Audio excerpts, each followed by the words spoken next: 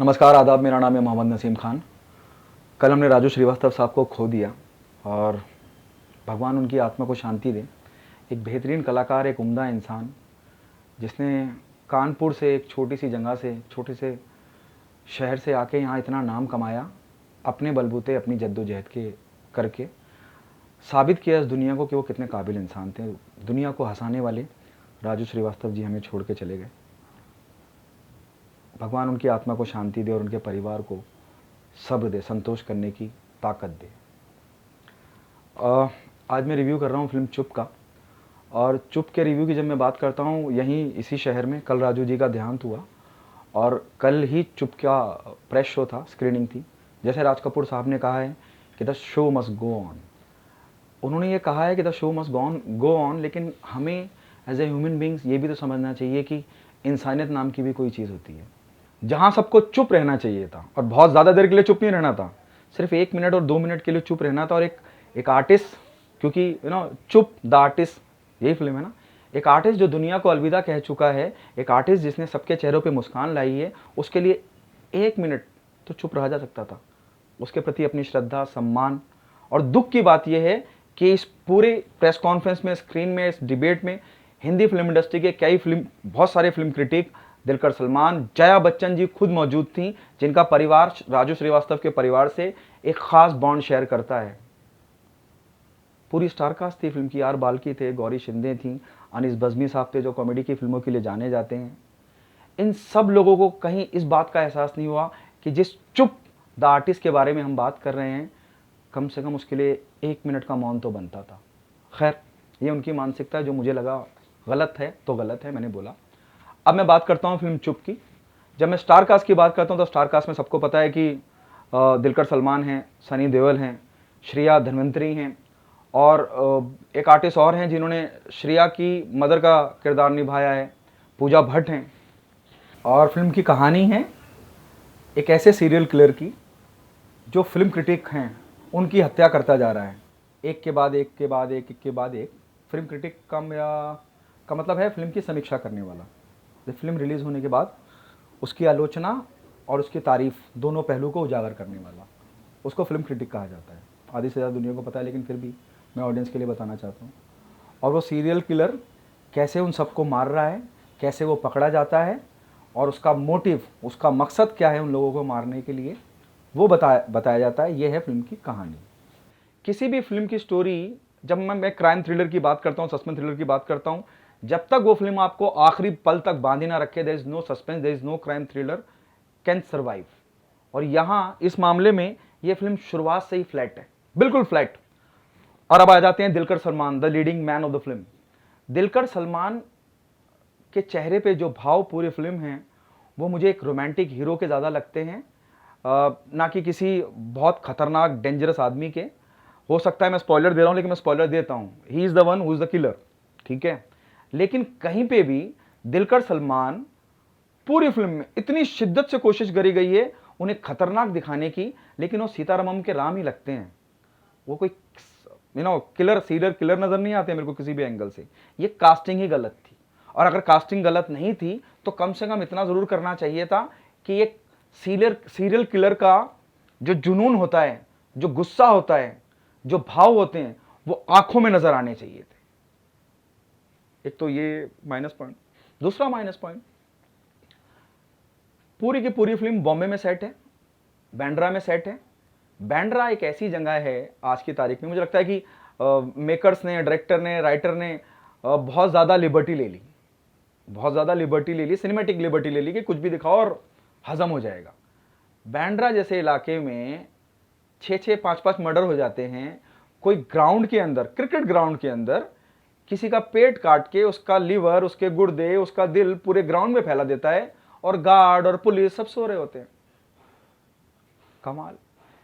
कोई आदमी किसी को दीवार पे 80-85 किलो आदमी को उठा के दीवार पे चिपका के चला जाता है मार के, और किसी को कुछ पता नहीं चलता है। इतनी ज्यादा सिनेमैटिक लिबर्टी ली गई है। और उसके बाद जिस तरह से फिल्म क्रिटिक की हत्या दिखाई गई है, गला काटना, निर्मम हत्या, एक्चुअली उसको बहुत ज्यादा खौफनाक और खतरनाक दिखाने के चक्कर में जिस तरह से काटा गया है ना, खून बहाया गया है, उस खून बहाने से ज़्यादा दिलकर सलमान को डेंजरस, खतरनाक दिखाने में मेहनत करनी चाहिए थी, जो बिल्कुल नहीं की गई। अच्छा, मुझे कहीं कहीं ये भी लगा कि ये फिल्म ना होकर अगर एक डॉक्यूमेंट्री बनाई जाती गुरुदत्त के बारे में तो ज़्यादा बेहतर होता। गुरुदत्त साहब का जब जब गाना आता है, कागज़ के फूल उनकी आखिरी फिल्म थी, आप सबको पता है, जाने क्या तूने कहीं, कानों में रस घुलता है वहीदा रहमान जी को देख के, गुरुदत्त सर को देख के। It's so amazing. पूरी फिल्म दुनिया भर के लूप होल से भरी पड़ी है। और उसके बाद सनी देओल साहब, यार सनी देओल जैसे आदमी को वेस्ट कर दिया इन्होंने। और सनी देओल कई फिल्म के कई सीन के अंदर भरसक कोशिश कर रहे हैं अपना फ्रस्ट्रेशन दिखाने की, कि मैं वही सनी देओल हूं। रिवॉल्वर निकाल रहे हैं, सर पे ऐसे रख रहे हैं और सोच रहे हैं ये कैसे मुझसे हो सकता है। और इतनी ज्यादा फिल्मी है कि आपके मुंह पे आती है, ऑन योर फेस। इतनी फिल्मी फिल्म है ये।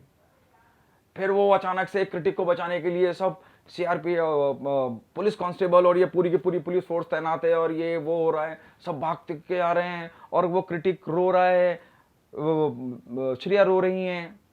इतना फिल्मी कर दिया है सब कुछ, और उससे जरूरत से ज्यादा फिल्मी कर दिया है। फिर वो कमिश्नर साहब, आप कमिश्नर साहब को देखेंगे तो आपको, हमारी मुंबई पुलिस में भी कमिश्नर है जो बहुत फिट है ना, वो 120 किलो के कमिश्नर साहब। फिर पूजा भट्ट का मिसयूज। पूजा भट्ट पूरी फिल्म में किस लिए थी मुझे समझ में नहीं आया। वो जिस चीज के लिए आई थी उसका भी तो कुछ हल निकाल नहीं पाई। देखिए, सस्पेंस क्राइम थ्रिलर की जब आप बात करते हैं तो आपको जॉनी गद्दार देखनी चाहिए, आपको श्रीराम राघवन का सिनेमा देखनी चाहिए। Emotional part was the missing from the film. Emotional part, जब मैं बोलता हूं कि मैं क्यों ऐसा हुआ, या फिल्म का ये किरदार ने ऐसा क्यों किया, आपको उस किरदार से हमदर्दी होनी चाहिए जब वो इतनी सारी जघन्य हत्याएं कर रहा है, आपको तरस आना चाहिए। अच्छा, उस एंगल को इन्होंने चाइल्ड अब्यूज, डोमेस्टिक वायलेंस के थ्रू दिखा दिया कि भाई ऐसा ऐसा होता था और इसलिए ये किरदार ऐसा कर रहा है। 6-6, 7-7 मर्डर हो जा रहे हैं और मुंबई पुलिस कुछ कर नहीं पा रही है।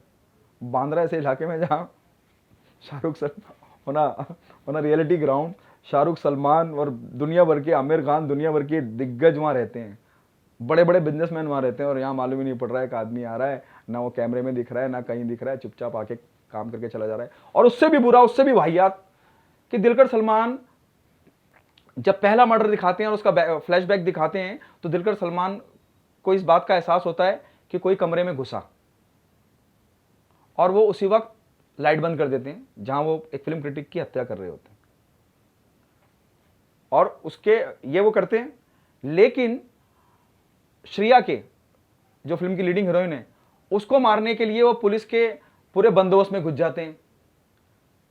मतलब या तो वो उस टाइम पे बहुत शार्प थे, तेज दिमाग था उनके पास कि उन्हें बच के भी निकलना है, लोगों को मारना भी है लेकिन बच के निकलना है। यहां उन्होंने ऐसा क्यों नहीं सोचा कि मैं बच नहीं पाऊंगा। श्रेया जो एक्ट्रेस है, लीडिंग एक्ट्रेस है, नीला का किरदार निभाया, और उनकी जो माँ बनी है, I believe she is from south, वो मुझे बहुत इंटरेस्टिंग किरदार लगा, और उनका मैनरिज्म, उनका डायलॉग डिलीवरी, वो बहुत अच्छा लगा मेरे को। वो जब जब आती थी चेहरे पे हल्की सी मुस्कान आती थी, और जब जब कागज़ के फूल का कोई सीन, गुरुदत्त साहब, या वो गाना जाने क्या तूने कही, जाने क्या मैंने कही, वो मुझे बहुत अच्छा लगा। फिल्म की सिनेमाटोग्राफी बहुत अच्छी है।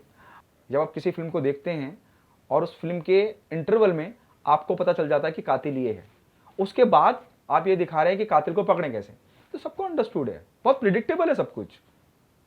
आपने इंटरवल में ये रिवील कर दिया कि भाई ये कातिल है। अब इसके बाद जो ऑडियंस थिएटर में बैठी है तो उसको अंडरस्टूड है कि कातिल को पकड़ ही लिया जाएगा।